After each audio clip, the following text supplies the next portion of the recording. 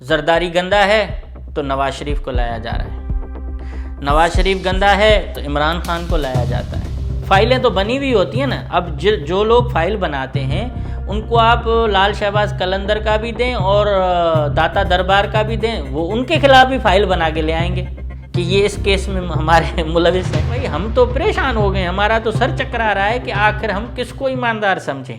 अस्सलाम वालेकुम, उम्मीद है आप सब खैरियत से होंगे। आपने देखा कि मियां नवाज शरीफ साहब वापस आ गए और उन्होंने कहा मैं मुल्क बचाने आया हूं। उसी तरह से बड़ा उनका इस्तकबाल हुआ, हज़ारों लोग उनके जलसे में आए और आप देखें कि किस तरह से एक शख्स को पहले मुल्ज़िम ठहराया जाता है, फिर मुजरिम ठहराया जाता है और इक़्तिदार में होते हुए उसको इक़्तिदार से निकाला जाता है और फिर इमरान खान को सादिक और अमीन बनाकर इक़्तिदार में लाया जाता है।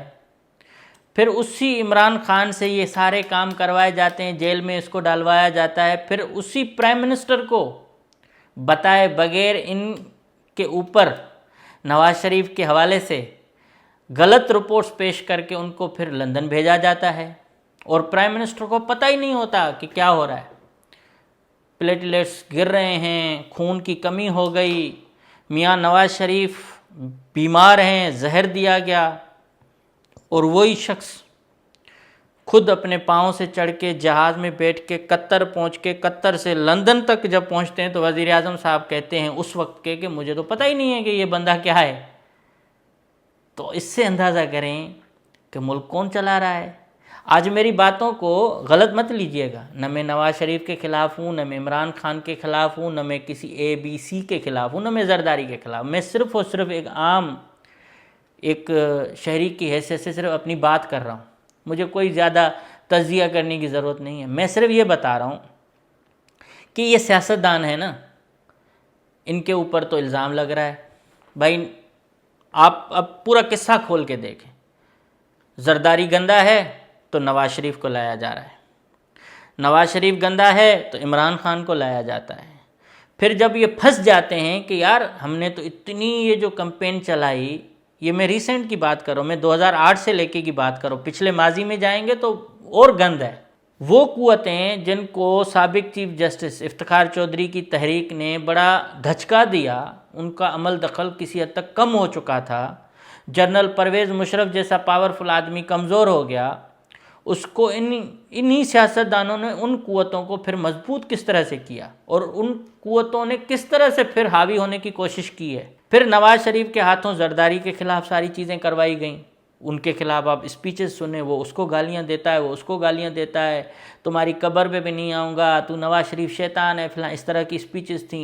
वो शहबाज शरीफ कहता था मैं जरदारी तुम्हें लाड़काना की गलियों में घसीटूँगा। ये सारे देखे मिल गए। फिर एक नैरेटिव बनाया गया कि सारे चोर हैं, जरदारी चोर, नवाज शरीफ चोर, और फाइलें तो बनी हुई होती हैं ना। अब जो लोग फाइल बनाते हैं उनको आप लाल शहबाज कलंदर का भी दें और दाता दरबार का भी दें, वो उनके खिलाफ भी फाइल बना के ले आएंगे कि ये इस केस में हमारे मुलविस हैं। वो तो सारा दिन इसी में, और फिर उन्हीं को ही आप कहें कि अब इनको छुड़ाना है, इनके हक में फ़ाइल बना के ले आओ, तो वो फ़ाइल हक में लेके आएंगे। मतलब सारा दिन उनका ये काम है। तो उन्होंने फ़ाइलें तैयार की नवाज शरीफ की और फ़ाइलें तैयार की इमरान खान की हिमायत में कि इमरान खान साहब वो जो यूं हैं। और इस बीच में सारा काम जो है वो कौन कर रहा था? साकिब निसार साहब। उन्होंने कहा कि ये सादिक अमीन है और इसके जो बराबर वाले हैं ये नाहिल हैं, JKT। अब आपने हमें क्या पहले बताया कि नवाज शरीफ चोर है, जरदारी चोर है, डाकू हैं, अरबों रुपए मुल्क के लूट के लेके गए हैं और ये बेईमान लोग हैं, ये करप्ट हैं, ये मुल्क दुश्मन है। जनरल बाजवा साहब के दौर में ये सब कुछ हुआ, क्योंकि चला तो वही रहे थे। मैं मौजूदा की बात नहीं कर रहा। अब आप देखेंगे एक शख्स जो डंडी हाथ में लेके बैठा हुआ है, उस शख्स ने कितना पाकिस्तान को नुकसान दिया, इस पे बाद में आते हैं। कि हमें आपने ये बताया, हमने कहा ठीक है ये गंदे लोग हैं, आप इमरान खान साहब को ले आए। अब खान साहब के लिए कि भाई ये बड़े क्रिकेटर भी हैं, लेजेंड भी हैं और ईमानदार भी हैं, इसका कोई आगे पीछे नहीं है, कोई रुश्वत ये वो कुछ भी नहीं है, तो इस शख्स को पाकिस्तान की जो भाग दौड़ है वो दी जाए तो ये मुल्क को बेहतर करेंगे। हमने कहा ठीक है, पूरे लोगों, कौम तो है नहीं, लोगों ने कहा ठीक है, क्योंकि कौमें होती हैं तो जिंदा होती हैं, ये सुन लोग हैं, इनकी में कौम, माजरत के साथ ये कौम शोम नहीं है, तो ग्रुप्स हैं। तो उन्होंने कहा ठीक है भाई, आप इमरान खान साहब, ये पहला ऐसा मामला था जिसमें इलेक्शन से पहले पता था कि इमरान खान साहब वज़ीर आज़म होंगे, और इमरान खान वज़ीर आज़म बन गए। उनको कहा गया इन चोरों को डंडा दो। उस बेचारे ने कहा कि भाई ठीक है, मुल्क को सीख करना है, डंडा करेंगे, सबको डंडा करना है, जरदारी को घसीटो, उसकी बहन को पकड़ो, उनको पकड़ो, जेलों में डालो, इसको जेलों में डालो। नवाज शरीफ को बुलाया गया, उसको जेल में डाल दिया गया। फिर पता चला, अरे ये तो फाइलें उल्टी हो गई। फिर इमरान खान साहब को पता ही नहीं, फिर यही नवाज शरीफ साहब बीमार हो गए, जरदारी साहब भी बहुत बीमार हो गए, लेकिन जरदारी मुल्क नहीं छोड़ के गया। लाहौर और लाड़काना का थोड़ा फ़र्क होता है, या नवाब शाह का। अब हम जरदारी को बेनज़ीर साहबा से तो हम मिलाते भी नहीं हैं। एनीवे, वही नवाज शरीफ जेल में, जिस तरह से डाकू जेल तोड़ते हैं और फ़रार होते हैं, इस केस में नवाज शरीफ साहब को खुद निकाला गया, जहाज़ में बिठाया गया और लंदन पहुंचाया गया। और फिर स्टेटमेंट आती है वज़ीर आज़म साहब की कि मुझे तो पता ही नहीं कि ये बीमार थे नहीं थे, लेकिन ये तो हमें कहा गया ये ऐसा है। फिर रिपोर्ट भी सही आती हैं। आप इससे अंदाज़ा करेंगे मुल्क कौन चला रहा है ना। अब जनरल बाजवा के बारे में अब तो हम बोल सकते हैं, क्योंकि रिटायर्ड आदमी हैं, ये अफसरान रिटायर्ड होते हैं, लेकिन एक पता नहीं इनकी कोई एक पॉलिसी है कि हमें कमज़ोर नहीं होना। कमज़ोर किस तरह से होता है यार? अपने मुल्क में अपनी जिस फोर्स को जिस मुल्क की हिफाजत के लिए रखा गया है, जिसकी बाउंड्रीज़ को रखने के लिए रखा गया है, वो इस तरह के काम करती फिरे कि कभी उसको लाया जाए, कभी उसका काम बनता है। हम दुनिया की कोई फ़ौज इस तरह से पाकीज़ा नहीं है जिस तरह से हम अपनी फ़ौज को समझते हैं। और हमारे फ़ौज में अच्छे अच्छे जर्नल भी हैं, हमारे फ़ौज में अच्छे सिपाही भी हैं, जवान भी हैं, मैं इनके ऊपर नहीं जाता, लेकिन मैं कहता हूँ पॉलिसीज़ कैसी हैं कि जनरल बाजवा ने एक पूरा सिस्टम लपेटा, नया बंदा आ गया, फिर उसी वज़ीर आज़म को बेखबर रख के सारे काम कराए गए, और उस शख्स को बाहर बैठा, उन्होंने 2-3 स्पीचेस की जनरल बाजवा के खिलाफ, तो जनरल बाजवा पानी पानी हो गया।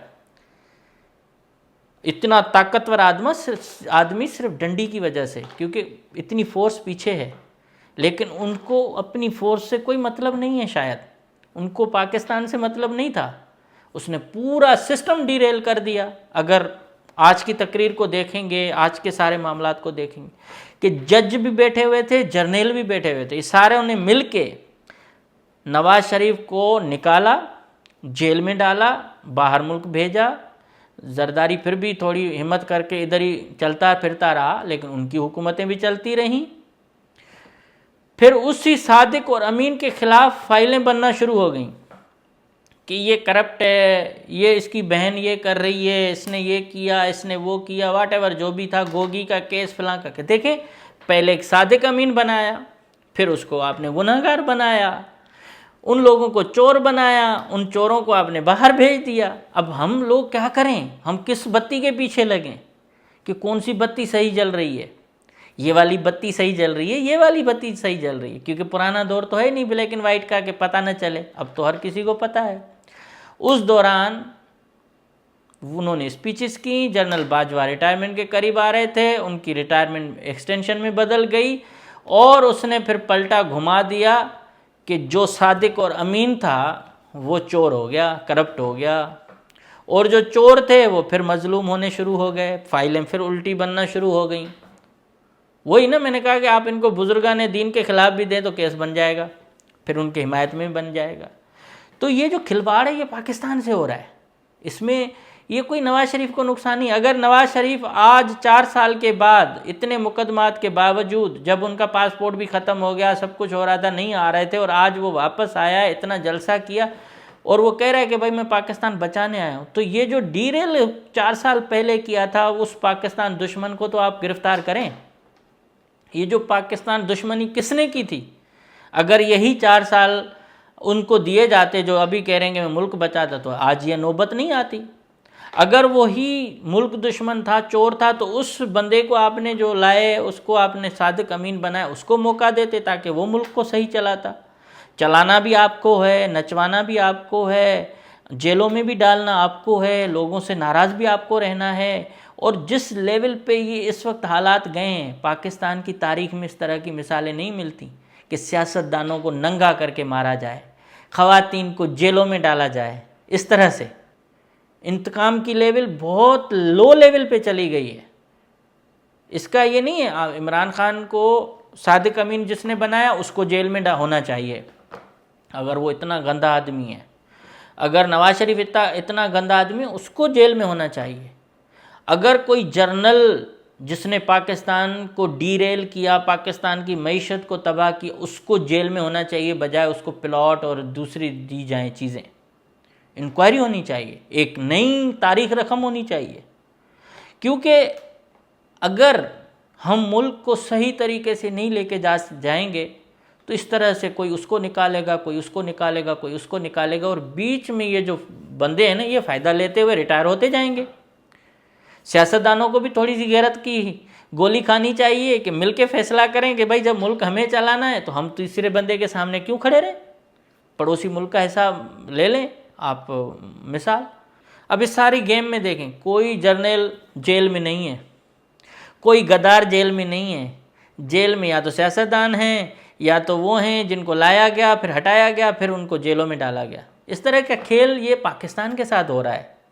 इमरान खान आज जेल में है, नवाज शरीफ बाहर है, और इमरान खान को भी उस वक्त सोचना चाहिए था कि इतना तकब्बुर, इतनी सारी चीज़ें मैं ये करूँगा वो नहीं होना चाहिए था। और आज अगर कबूतरों को उड़ा रहा है नवाज शरीफ, तो उनको भी सोचना चाहिए कि ये तो खेल कौन खेल रहा है आपके साथ, कभी इधर बाजी कभी उधर बाजी।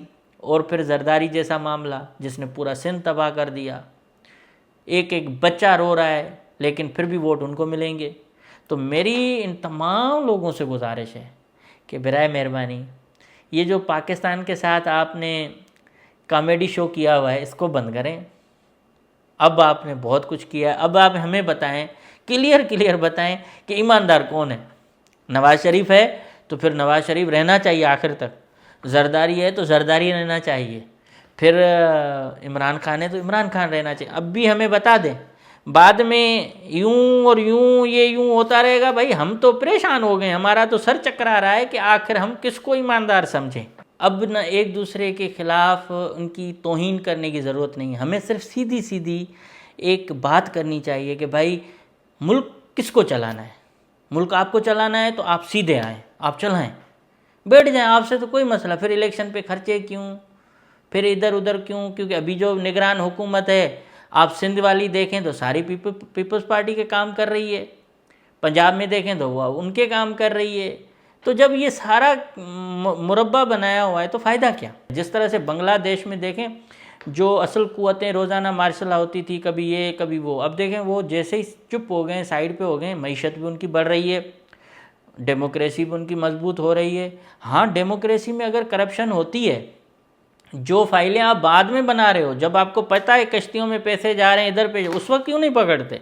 एयरपोर्टों पे आप हैं, सरहदों पे आप हैं, गली कोचे महलों में आप हैं, तो आपको तो उस वक्त एक्शन लेना चाहिए ना, जब वो पैसे लंदन जाके पहुंचते हैं फिर कहते हो हाँ ये इसने इतना पैसा खा लिया। हाँ, बड़ा खिलवाड़ हो रहा है पाकिस्तान के साथ, और इसको मेरे ख्याल में बंद होना चाहिए। और अगर आप मेरी राय से इत्फाक करते हैं तो अपनी राय ज़रूर कमेंट्स में दीजिएगा। और मेरा कोई पॉलिटिकल शो करने का वैसे शौक़ नहीं है, लेकिन मैं चाह रहा हूँ कि मुल्क बेहतर हो और हमें मुल्क की असल जो बीमारी की जड़ें हैं ना, उनको पकड़ना चाहिए।